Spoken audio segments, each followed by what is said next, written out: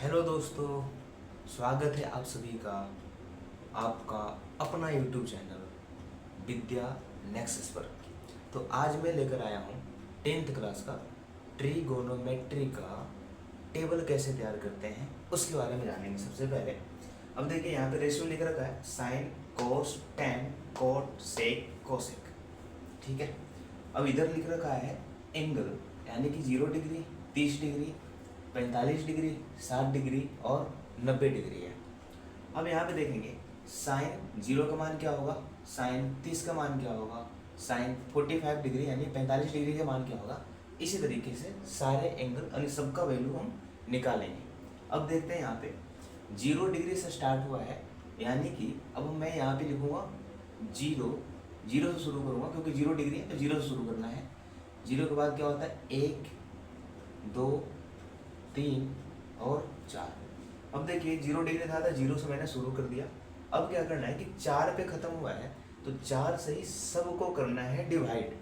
4 से सबको मैं डिवाइड करता हूँ, 4 से डिवाइड कर लो, इसको भी, इसे भी, इसे भी, इसे भी और इसे भी करना है। उसके बाद अब सबको करना है रूट, और सबको रूट लगाओ। इसको भी रूट लगा लिया, इसको भी रूट में कर लिया, इसको भी रूट में लगा लिया, ये भी रूट में, ये भी रूट में। अब यहाँ पे ध्यान से देखना है 0/4 की वैल्यू क्या होती है। अब देखना है यहाँ पे 0 को अगर मैं 4 से डिवाइड करूँ इसकी वैल्यू क्या होगी। अब देखना है कि डिवाइड तो ऐसे ही करते हैं ना, 10 को अगर 5 से डिवाइड कर दिया जाए तो क्या आएगा, 5 का टेबल कितना बार पढ़ें कि 10 आ जाए, यानी कि 2 बार, तो इसकी वैल्यू क्या आती है 2। सेम उसी तरीके से 0 को डिवाइड करना है 4 से, तो 4 का टेबल कितना बार पढ़ें कि 0 हो जाए। तो 4 का टेबल में अगर 0 बार पढ़ूंगा तो 0 हो जाएगी, क्योंकि 0 से किसी भी नंबर को या किसी भी डिजिट को अगर मल्टीप्लाई करते हैं तो उसकी वैल्यू होती है 0। अब देखिए 0/4 को मैं अगर 4 से डिवाइड करूंगा तो उसकी वैल्यू आएगी 0। अब यहाँ पे देखो, अब 0 यहाँ पे होगी, इसकी वैल्यू रूट तो रूट में रहेगी और रूट 0 का वैल्यू भी 0 होता है, ठीक है। अब यहाँ पे देखिए 1/4, यानी कि जो रूट लग रखा है वो 1 के ऊपर भी है यार, 4 के ऊपर भी है। अब देखिए 1 का रूट क्या होता है, 1 होती है, और 4 का कंप्लीट स्क्वायर रूट निकलती है जिसकी वैल्यू होती है 2। अब मैं √4 का वैल्यू निकालूंगा तो ये हो जाएगा 2। अच्छा, अब यहाँ पे देखिए पहले सबसे पहले क्या करते हैं कि अंदर वाले से काटते हैं, 2 से 4 कट जाएगी 2 पे और वो कट जाएगी 1 पे, 1/√2। 1 का स्क्वायर रूट कितना होता है, तो 1 का स्क्वायर रूट होता है 1। 2 का स्क्वायर रूट, 2 का कोई भी स्क्वायर रूट नहीं होता, कंप्लीटली स्क्वायर रूट नहीं निकलती है, इसलिए इसको मैं रूट के अंदर ही छोड़ देंगे। अब यहाँ पे देखिए 3 और 4, ना तो 3 का टेबल में 4 आती है ना 4 का टेबल में 3 आती है।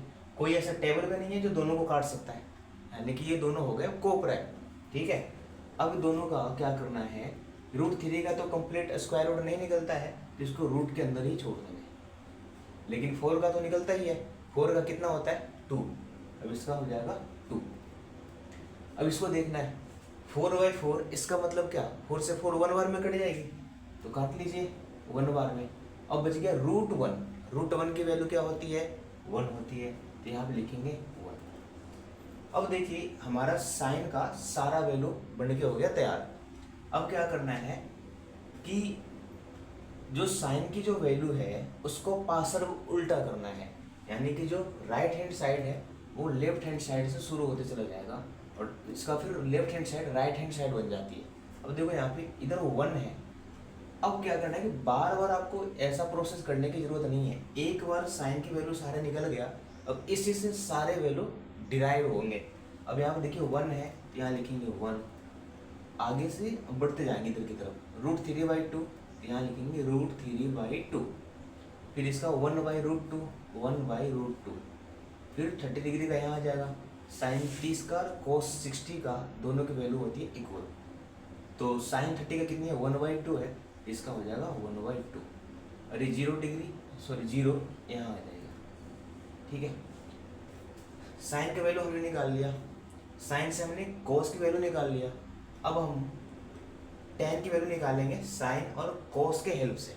अब यहाँ पे देखना है कि tan theta is equal to होता है sine theta upon cos theta, यानी कि साइन थीटा में कोस थीटा से डिवाइड करेंगे तो उसकी बाद जो वैल्यू आएगी वो टेन थीटा के बराबर आएगी।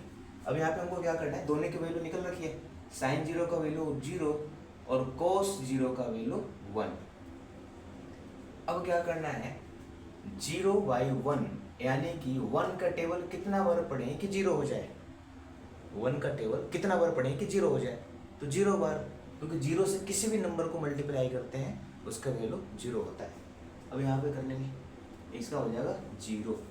अब देखिए 1/2 को √3/2 से डिवाइड करेंगे तो क्या होगा। अब देखिए डायरेक्ट करना मैं बताता हूँ, इसका डिनोमिनेटर से इसका डिनोमिनेटर कट जाएगी, ऊपर क्या बच गया, सिर्फ 1 बचा, नीचे बच गई √3, इसका हो जाएगा 1/√3। चाहे तो आप साइड में डिवाइड भी कर सकते हैं तो यही आंसर आएगी, मैं डायरेक्ट करने का ही तरीका बता दिया। अब क्या होता है कि इस वाले से इसको डिवाइड करो, 1/√2 को 1/√2 से डिवाइड करेंगे तो एक बार में कटेगी, तो इसकी वैल्यू हो जाएगी 1। डिवाइड करने के बाद जो आंसर आएगा वही हमारा इसका आंसर हो जाएगा 10। अब यहाँ पर देखिए 60 डिग्री में √3/2 1/√2, √2 से √2 कैंसिल, क्योंकि डिनोमिनेटर से डिनोमिनेटर कटती है और बच गया √3/1, तो √3 में अगर 1 से डिवाइड करेंगे तो √3 बचेगी, यहाँ पे लिखेंगे √3। डिनोमिनेटर में 1 नहीं लिखा जाता है क्योंकि 1 से डिवाइड करेंगे तो वही रिजल्ट देगा, तो लिख कर कोई फायदा नहीं है। अब 1/0, अब 0 को कितना बार पढ़ें कि 1 आ जाए, 0 को कितना बार पढ़ें कि 1 आ जाए, तो 0 को हम इन्फिनाइट टाइम भी पढ़ेंगे फिर भी 1 नहीं आएगा। 0 को मिलियन टाइम कितना बार भी पढ़ लो 1 नहीं आ सकती है, यानी कि इसकी वैल्यू होगी इन्फिनाइट, यानी कि 1/0 का मतलब 0 को कितना बार पढ़ें, इन्फिनाइट, यानी कि अपरिभाषित होता है ये, नॉट डिफाइंड, यानी कि इसको मैं लिख सकता हूँ मैं नॉट डिफाइंड, यानी कि इन्फिनाइट का ये सिंबल होता है, मैं इन्फिनाइट लिख दिया, ठीक है। अब देखिए यहाँ पे tan का उल्टा होता है cot, tan का जस्ट उल्टा है cot। अब देखिए cot का अगर लिखना चाहें cot थीटा का तो cos ऊपर चला जाएगा, sin नीचे चला जाएगा, यानी कि जस्ट अपोजिट उल्टा, तो cos theta upon sin theta. तो मैं बार बार डिवाइड नहीं करूंगा, डिवाइड तो मैंने ऑलरेडी पहले से कर रखा है, उसी को उल्टा करता जाऊंगा। तो 0 को उल्टा क्या होगा, मान लीजिए आपके पास 0 रुपया है, किसी के पास बहुत पैसा, इतना पैसा है कि उसको हम काउंट नहीं कर सकते, मैंने इन्फिनाइट, तो 0 को उल्टा क्या हो जाएगा, 0 को उल्टा होगा इन्फिनाइट। इन्फिनाइट का मैंने सिंबल ये बना रखा है। अब देखिए इसका उल्टा करके देखिए, इसका न्यूमरेटर डिनोमिनेटर, तो √3 हो जाएगी सिर्फ, क्योंकि √3/1 मैं नहीं लिखता हूँ क्योंकि 1 से डिवाइड करने पर वही रिजल्ट देता है। 1 का उल्टा 1 होगा, √3 का उल्टा 1/√3 और इन्फिनाइट का उल्टा 0। क्योंकि आपके पास बहुत ज़्यादा पैसा है उसको मैं इन्फिनाइट बोल सकता हूँ, और किसी के पास 1 भी रुपया नहीं 0 रुपया है तो इन्फिनाइट का उल्टा होता है 0, तो इन्फिनाइट का उल्टा मैंने 0 लिख दिया, ठीक है।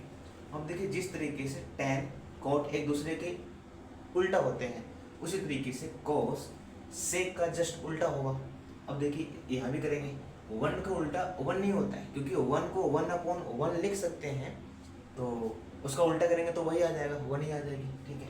अब इसका उल्टा करके देखिए √3/2 है, इसको उल्टा करेंगे तो क्या आएगा 2/√3, यानी कि इसका डिनोमिनेटर न्यूमरेटर डिनोमिनेटर बन जाता है, यानी कि हर अंश बन जाता है और अंश हर बन जाता है। अब देखिए यहाँ पे 1/√2 है, तो 1/√2 का उल्टा करेंगे तो क्या आएगा, सिर्फ √2 आएगा, 1 तो आता है नीचे, लेकिन 1 से डिवाइड कर देंगे तो वही आंसर आ जाएगी, ठीक है। अब यहाँ पे 1/2 है तो उसका भी उल्टा करेंगे तो सिर्फ 2, नीचे डिनोमिनेटर में 1 लिखा नहीं जाता, ठीक है। अब 0 को उल्टा करेंगे तो इन्फिनाइट, अभी मैंने बताया ऊपर वाले जैसे हो रहे थे ए वाला भी वैसे ही हो जाएगा, यानी कि 0 का उल्टा इन्फिनाइट हो जाएगी। अब देखिए यहाँ से tan का cot उल्टा होता है, cos का sec होता है, उसी तरीके से sin का cosec होता है, ठीक है। अब मैं इसका उल्टा करूँगा तो 0 का उल्टा क्या हो जाएगा इन्फिनाइट, 1/2 का उल्टा सिर्फ 2, 1/√2 का उल्टा √2, इसका जब उल्टा करेंगे तो 2/√3 और 1 का उल्टा 1 होता है, ठीक है। अब ये चार्ट हो गया बन के तैयार। अब इसको आप 2 से 3 बार देखिए, उसके बाद बिना देखे अब 2 से 3-4 बार ये प्रैक्टिस कर देंगे तो आपका दिमाग में बिल्कुल सेट हो जाएगा। ये कोई बहुत बड़ा चीज़ नहीं है, 2-3 बार से प्रैक्टिस कर देंगे ना तो ये आपके माइंड में सेट हो जाएगी। ठीक है, बस आज के लिए इतना ही। धन्यवाद।